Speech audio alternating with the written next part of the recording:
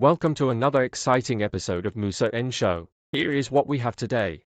Imeya yaseCape Town isizivezela amanga aqanjwe i-ANC.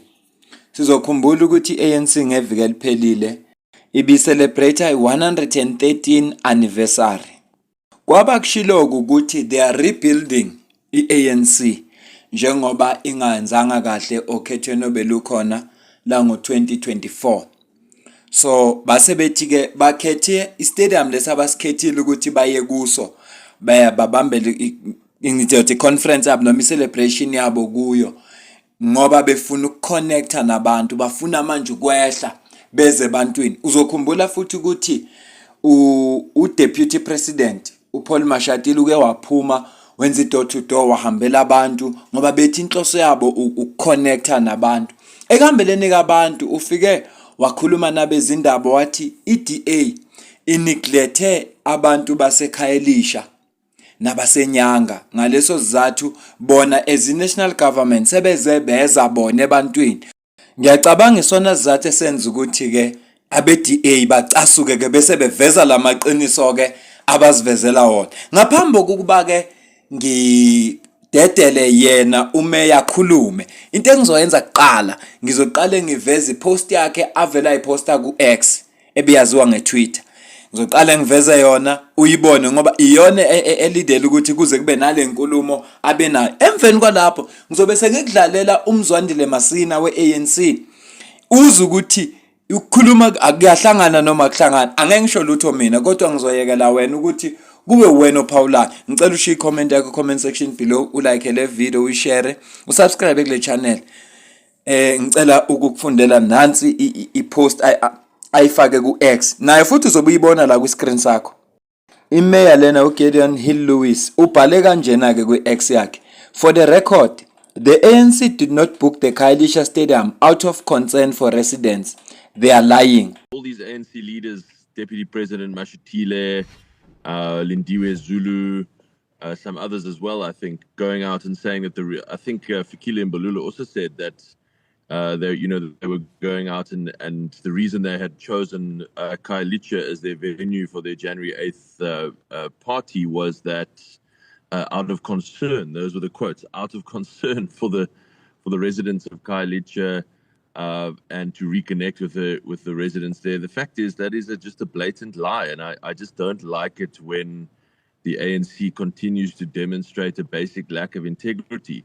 They had no intention of ever going there. They tried at the very last minute, very, very late, to book the Cape Town Stadium. That was their first option. And they tried for weeks to get us to cancel the booking that is there for Saturday, which is the Stormers Sharks game.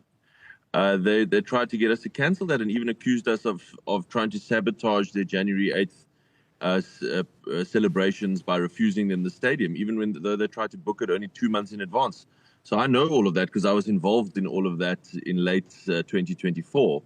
And so when I saw them just blatantly lying to the public, I had to correct it. I couldn't just sit by and let them get away with that. Yeah.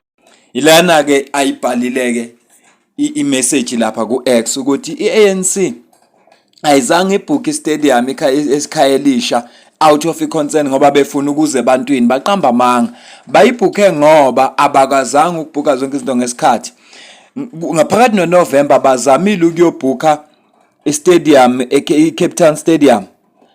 Bathola ukuthi sesibhukiwe vele ngoba kuzoba negame yamaStormers. Then bahamba bawuzama Athlone Stadium bathothi nayo ibhukiwe.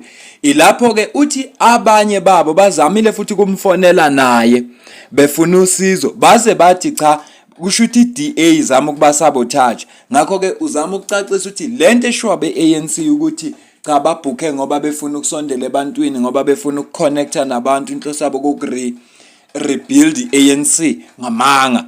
Kodwa ke awuthi kanti sibazwileke ufikile Mbalula simzwile ekhuluma nabanye be-Youth League sibazwile bekhuluma besho ukuthi cha impela bafuna ukusondela ebantwini manje njengoba inhloso yabo rebuild. Kodwa ke musuzwe indaba ezinje uyila ubona ufike ubone khona ukuthi ayi kukhona okungahambi kahle. Yazi basho abafana bathi ngathi akuhambanga kahle. Mhlambe babesho into enje ukuthi ngathi akuhambanga kahle. Kodwa ke isona sizathu esenza ukuthi ngize ngenze le video ukuthi ngithi nazi iANC isaqhubeka namanga kanti into enza ukuthi baluze amavoti kangaka yiwo lamanga. Into enze nje ukuthi baluza amavoti ama-empty promises namanga. Kodwa uma besaqhubeka kanje kusho ukuthi abakafika esigabeni abazimisele khona ngokurebuild i-ANC. Ngaphandle kokukhuluma izinto eziningi, angiphinde ngidedele umeya aphinda achaza umeya ukuthi kahle kahle uma uzobhukha indawo kubhukhwa kanjani. This is a very busy events time in Cape Town. This is our busiest season. So events venues are booked up literally 6 months, 8 months, sometimes even a year in advance. So to come in November and try to book a venue is extremely late notice. Njengoba esechazile kumeya ukuthi uma ufuna ukubhukha indawo ikakhulukazi le Cape Town kufanele ubhukhe 6 months before i-date yakho. Uthi ezinye indawo ibhukhwa a year before ngoba i-Cape Town makufika lesikhathi kuba isikhathi esibhizi kakhulu baba nama-events amaningi. So uma umuntu nje ozobhuka afuna wenza i-research yakho wazi ukuthi hey i-Cape Town iba busy kakhulu makufika lezi khathi. Uma ngempela uma ufuna ukuthi ke usecure indawo kufanele ukuthi wenze isiqiniseko sokuthi ngempela ubhuka kusenesikhathi ukuze ungeze ukuba nenkinga le ANC ebenayo. Kodwa ke manje sizoya kuMzwandile Masina okhulumela i-ANC yena okwaba umeya we-ANC endaweni yaseKuruleni akhulume yena bese sizwa yena ukuthi uthini emveni kuba esekhulumile yena mhlambe sesingayivala le video kodwa nje okwamanje sizolanda uMzwandile Masina we-ANC sizwe yena ukuthi kuthini okwakho ukuphawula ngalolu daba. Well, I am shocked as the former executive mayor that a mayor is now responsible for booking of the halls and stadiums. It's quite ridiculous on his part, and I'm not sure really what cheap political point is trying to score here, because he's not responsible for the ANC decision making in terms of where we go and why we go there. I must say that in 2015 we were here at Cape Town Stadium and we booked on time and were able to do that. But also recently we've booked Athlone Stadium and we know exactly how in the city and in the province they proceed with regards to this issue. So I'm quite shocked that he actually chose to go on the social media platform and recently now on television. Uthi uMzwandile Masiya yena ushaqekile nje ukuthi kanti imeya ebuye ibe involved na ekubhukhweni kweindawo. Impela naye njengomuntu okwaba imeya uxakekile ngempela. Ushocked ngempela ngoba i-ANC bekuyayibhuka i-Cape Town Stadium azange ibe nayo inkinga futhi bona njenge-ANC bayadecide bona ukuthi baya kuyiphi indawo futhi babe nezathu zabo ezenza ukuthi baveze ukuthi baya kuphi nendawo. Inkulumo ke leshuwo uMzwandile Masina uthi futhi iyamxaka lento ukuthi ubengaze abhale ku social media ebengazazi inhlelo ze-ANC engazazi nezathu ze-ANC and i-ANC inezathu zayo ezenza ukuthi ibhuke indawo lezi ejwayele ukuyibhuka. Ya ilokho kokushiwo uMzwandile Masina mayelana nalolu daba kule nkulumo ade ikhuluma manje ukuthi cha yena njengomuntu obeyimeya ushaqekile ngempela ukuthi hawu imeya manje ingene ngapha endabeni zokubhukhwa kwe-stadium ngoba naye ukwaba imeya akakhumbule ngene endabeni zokubhukhwa kwe-stadium futhi lesi sinqumo se-ANC iyona edicidile ukuthi ifuna ukuyoconnecta nabantu.